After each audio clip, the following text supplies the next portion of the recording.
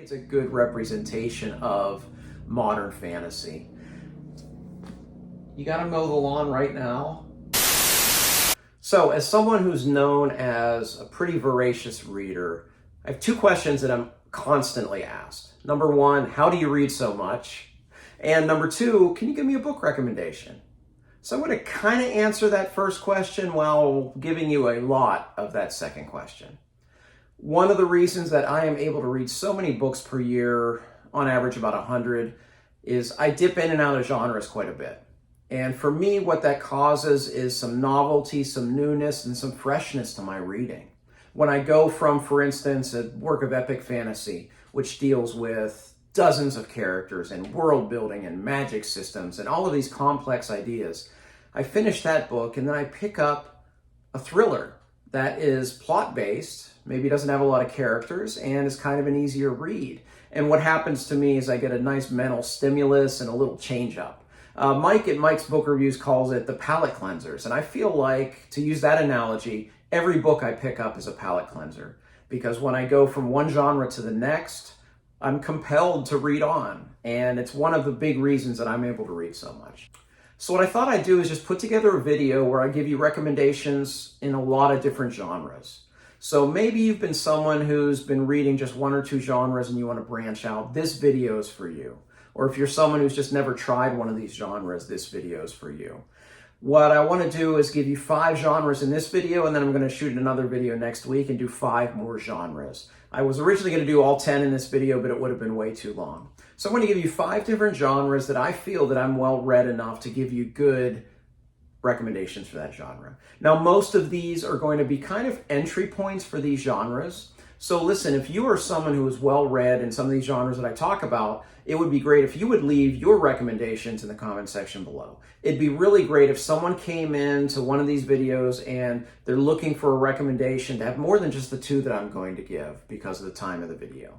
So let's go ahead and get started. I'm going to jump right in with my favorite genre, and that's the fantasy genre. Now, I wanted to give 2 recommendations. I wanted to give a recommendation of something that is more traditional fantasy and something that is more modern, because really there are a lot of differences in the kind of storytelling. But I'm not going to go where you think I'm going to go. A lot of people would probably recommend Harry Potter. I don't want to go there because the series starts off as children's books. It eventually turns into more adult fare by the end, but I don't want to recommend anything but adult books.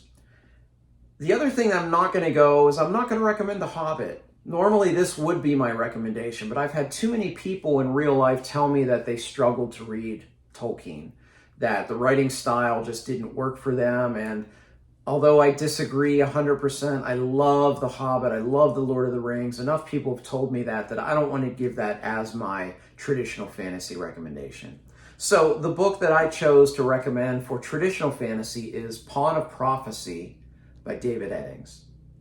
Now, first of all, this is the first in a 5-book series. However, in the fantasy genre, just about everything is in a book series. You're really hard-pressed to find something that's a standalone that's not 900 pages. And since I'm trying to give recommendations for people that are dipping their toe in the water, so to speak, for a new genre, I don't want to do a 14-book series. I don't want to do a 900-page single book. So Pawn of Prophecy is about 300 pages. It is book 1 of a series, but I think it is something that you'll probably want to continue if you do enjoy this genre by entering this genre at Pawn of Prophecy.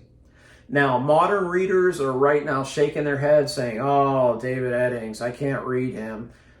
If you are well-read in the fantasy genre and you are a modern reader, you will recognize that David Eddings is one of the most trope-filled writers the fantasy genre has probably ever seen. However, if this is someone that's coming to the genre new, they don't know the tropes.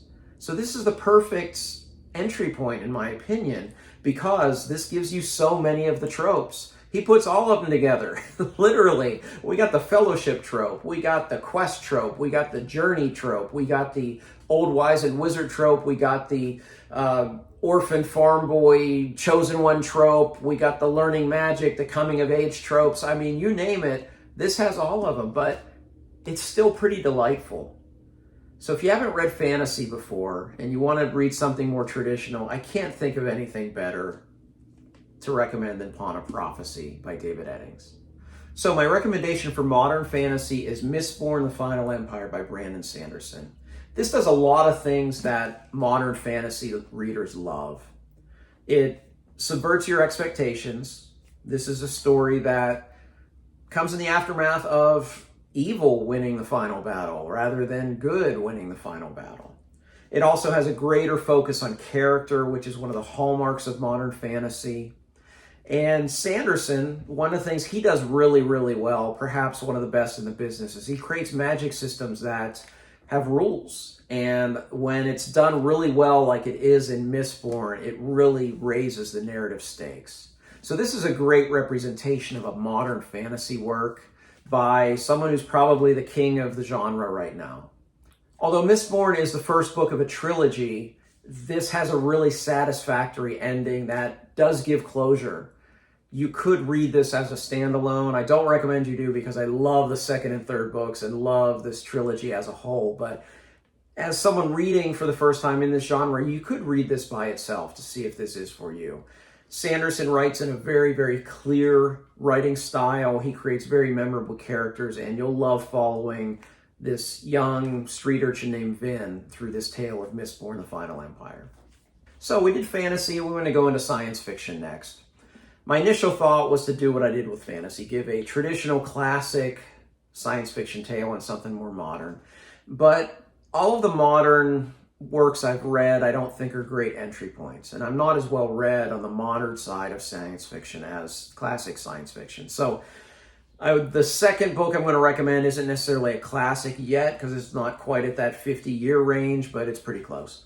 But my first recommendation is by Isaac Asimov, and that is the first book of this Foundation trilogy, and it's called Foundation. This is a great entry point for a few reasons. First of all, if you haven't read science fiction before, most science fiction, one of the basic tenets of science fiction is that it's mostly about ideas. That's why I read science fiction. I'm just drawn to these grand ideas.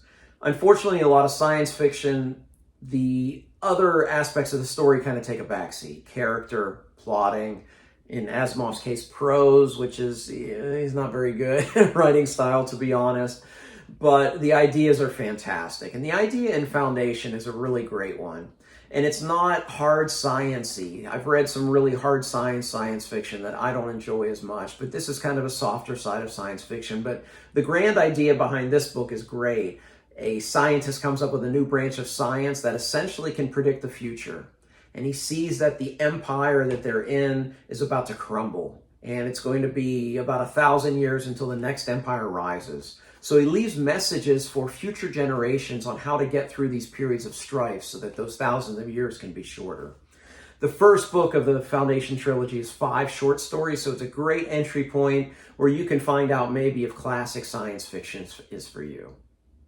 If you do enjoy the first book, there is a trilogy. This is the whole trilogy. The first book is only about 250 pages. He also wrote 2 sequels and 2 prequels as well. And I love Isaac Asimov's work, and I hope that you do too if you read Foundation.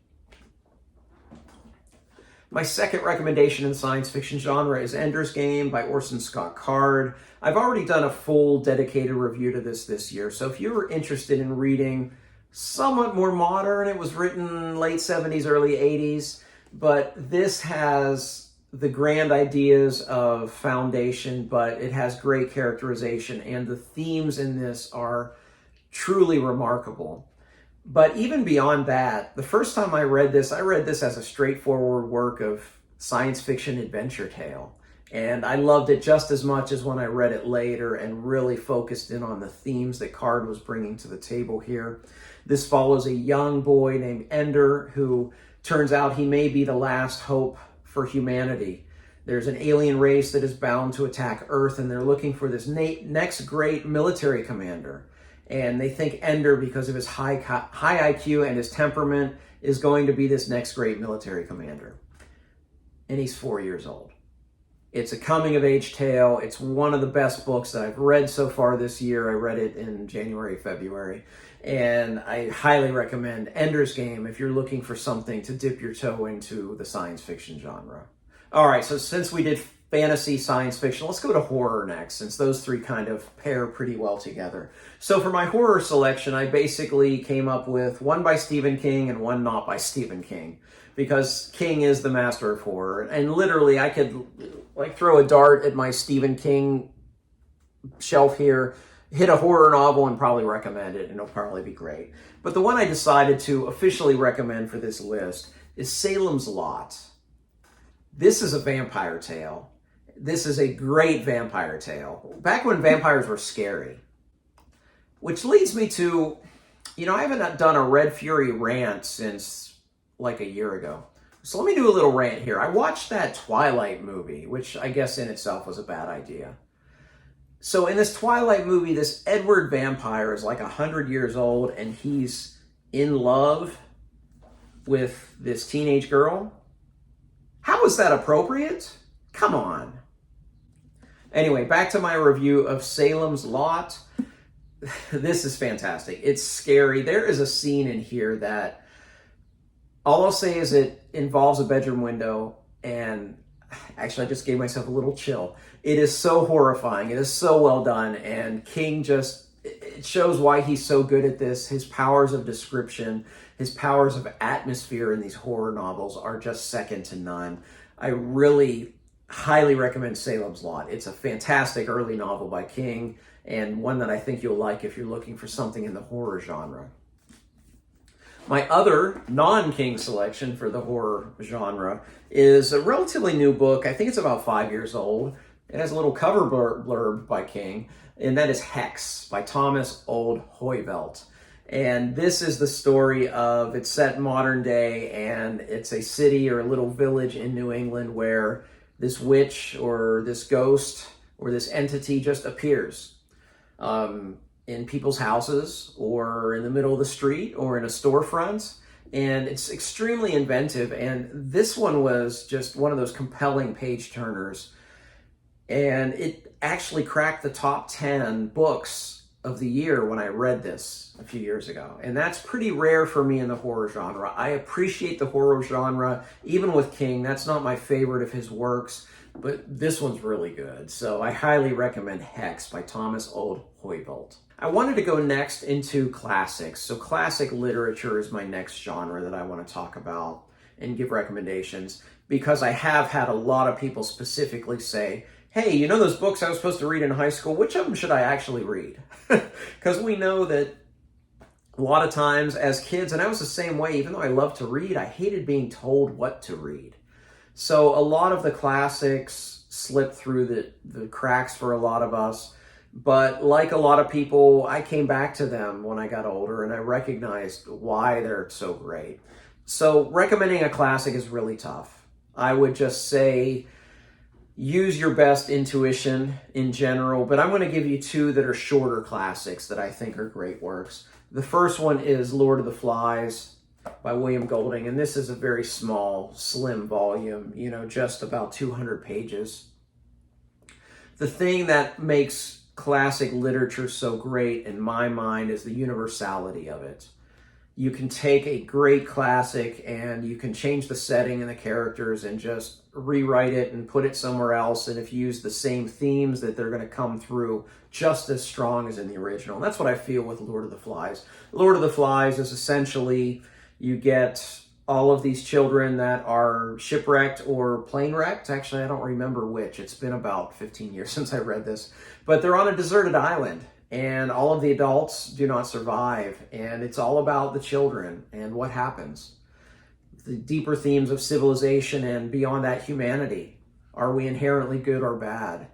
Will they work together? Will they join factions? Will they harm one another in order to survive? All of those questions are in a very tight and concise narrative in The Lord of the Flies, and I really recommend this book.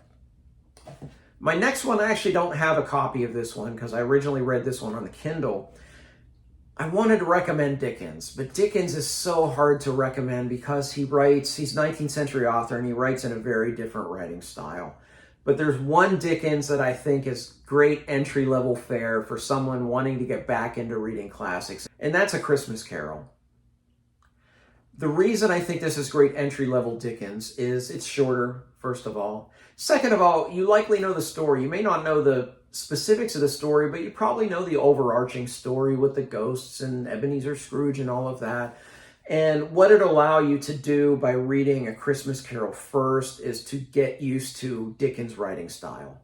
The English language has changed quite a bit in the 150 years or so since Dickens was writing. Because that, he takes some getting used to, but I think it's worth it because the one thing Dickens does so well is he just creates such great and memorable characters, far beyond most of his peers of the time. And you can see up here all of my Dickens collection. I love Charles Dickens as an author, so I wanted to recommend Christmas Carol to you.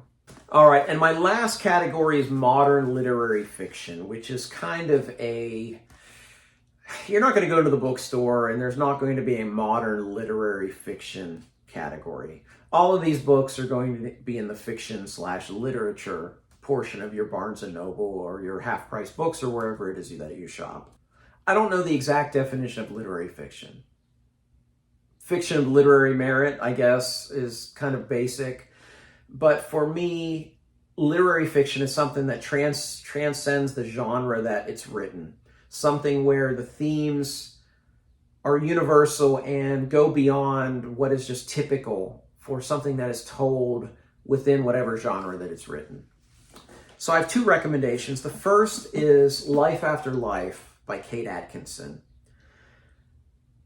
This technically, if I put it in a genre, would be historical fiction, because what Kate Atkinson set out to do in Life After Life is she wanted to tell a story about the German Blitz of London during World War II.